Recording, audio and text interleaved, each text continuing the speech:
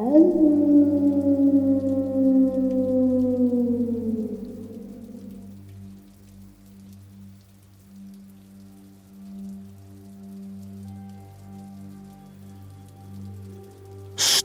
1, A Disturbing Reunion, submitted by Nancy.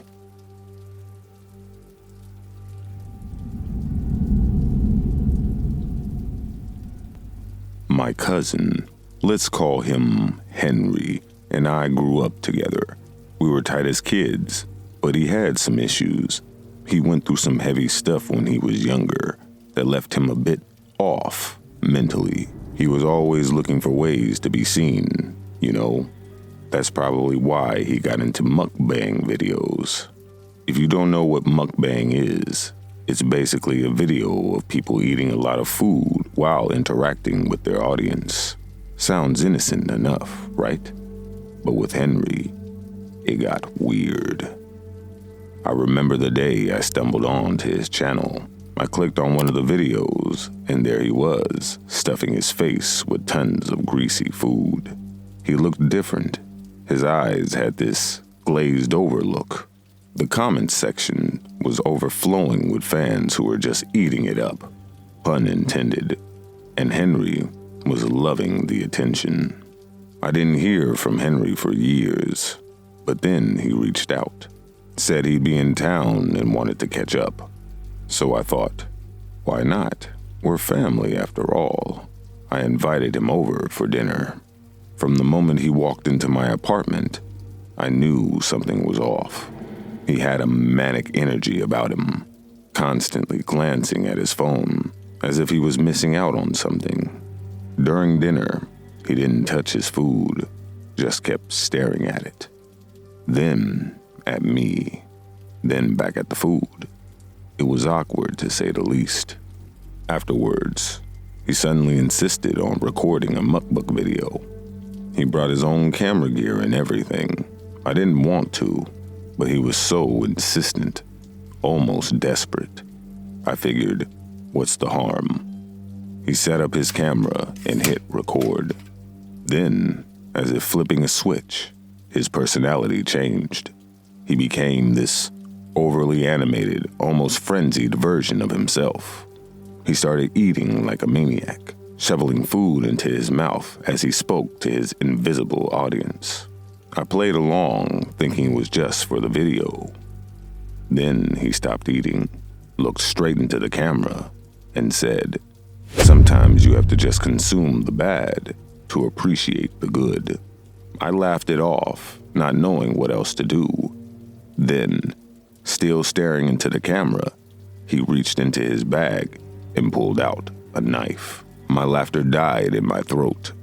For a brief second, I couldn't breathe. I looked at the knife, then at Henry, who was still focused on his camera. I thought about screaming, but something told me that would be a bad idea. So, I said as calmly as possible, "Henry, what the hell are you doing?" He blinked as if snapping out of a trance. "It's for the video," he said, staring at me, but not really seeing me. "It adds drama. People love that stuff." "I don't think that's a good idea," I told him. "Turn off the camera." He looked at the camera, then back at me, then at the knife in his hand, as if realizing for the first time that he was holding it. With a nervous laugh, he put the knife away and turned off the camera. "Yeah, you're right," he said. "Maybe that was too much." After he left, I took a long, hard look at my life and my choices. Then I blocked him on all social media and changed my locks the next day. You better believe I haven't spoken to him since.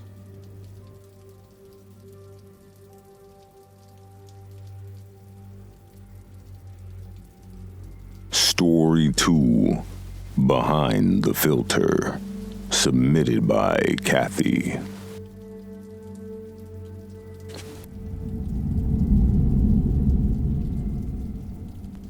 I had been following Ellie for ages.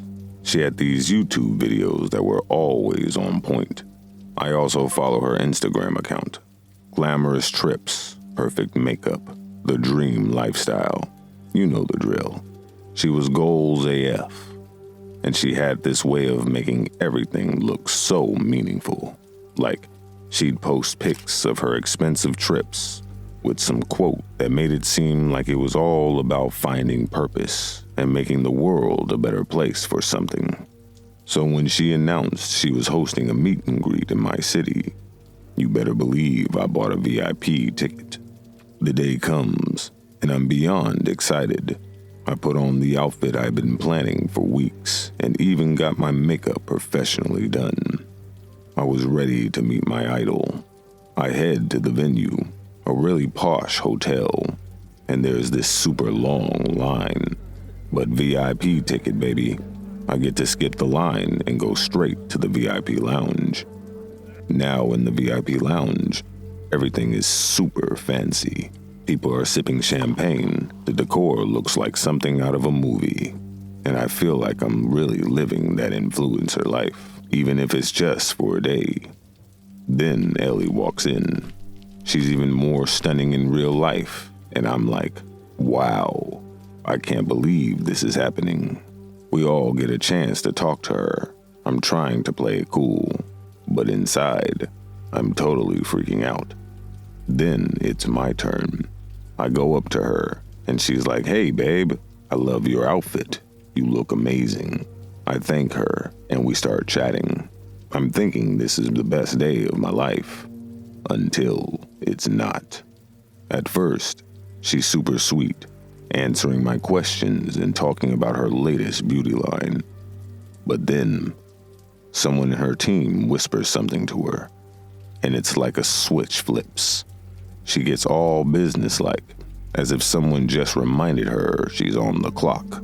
She started pushing her merch hard, telling me how it would be perfect for someone like me, how it's selling out fast, and how I should definitely buy it.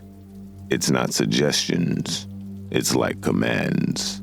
Her eyes look, I don't know, cold, like the light goes out for a sec. And it's just this harsh, calculating stare. That's when it hits me. All the talks about purpose, finding your passion, and changing the world, they're not real for her.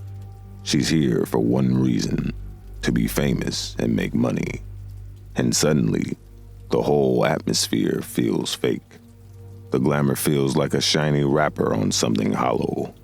Now I'm trying to end the conversation just to get out of there, but she pulls me in for a selfie and slaps that perfect smile back on, and the moment's over.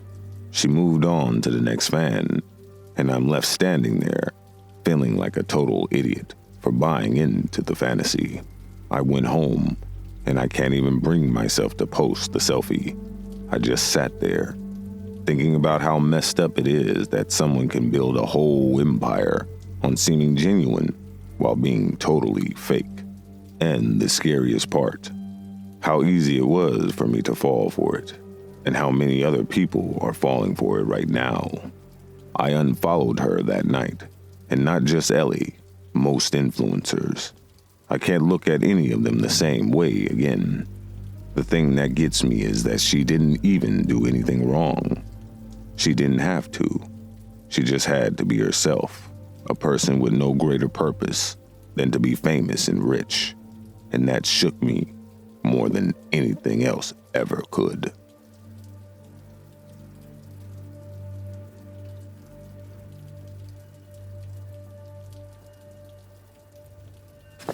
Story 3, The Darkness Behind the Smile, submitted by Julie.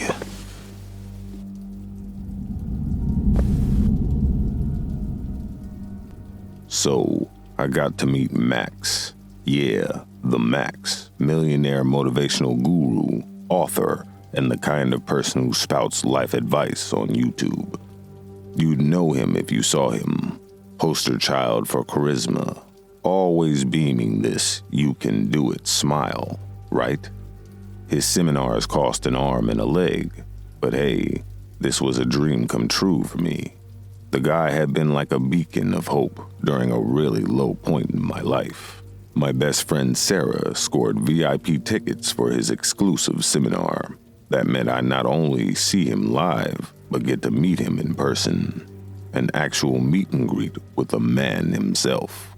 So we got to this fancy venue, a place that looked more like a theater than a conference hall. The atmosphere was electric, and when Max stepped on stage, everyone was already eating out of his hands. But let's fast forward a bit. You're here for the post-show stuff. We're in the private area, maybe 20 people in total. Max was working the room when he reached me. He smiled like he knew me. Creepy thing number 1. He leans in and whispers, "I knew you'd come." I try to laugh it off, but something feels wrong. Still, it's Max, right? My mentor, my hero. We took a selfie, and he wrote something on a piece of paper and slipped it into my hand. "My personal number," he says. "Call me. We'll set something up, maybe a podcast interview. You'll like what we'll talk about. Trust me." The next day, I got a text. "Dinner tonight. A private mentoring session. This could be the start of something big for you." My stomach is doing flips, but not the happy kind. I go anyway in this trendy restaurant that seems to be rented out for the occasion. Just Max, me, and a very tense-looking waiter. Dinner was weird. Max talked less about life goals and more about power and how to use it and how to abuse it. How the public version of Max is different from the private one. Creepy thing number 2, he kept touching my hand across the table. Not in a consensual, flirty way, more like he was marking his territory. After dessert, he suggested we move to another venue, somewhere more private, he says. The atmosphere changes. This isn't a mentor-mentee thing anymore. It feels like a hunt. But stupidly, I go along. We end up at this shady underground bar. No familiar faces. Just Max ordering drinks I didn't ask for. Creepy thing number 3, he started getting real close, talking about how fate brought us together. He tries to put his hand on my thigh. I shut that down real quick. No more hero worship. I just want out. He laughs. "You're playing hard to get, huh?" I made some excuse about needing to get back home, and he got aggressive. "You owe me," he snarls. "You think a person like you gets this kind of time from someone like me for free?" I'm beyond freaked out. My brain is screaming at me to run. I text Sarah, praying she can call me with some fake emergency. She does. God bless her. Max looks livid, but he can't make a scene, not with the brand image he's built. I get out of there, rushed home, blocked his number, and deleted the pictures. But it's not over. I got a package a few days later. It's a book, his latest. There's a note. "You'll regret saying no.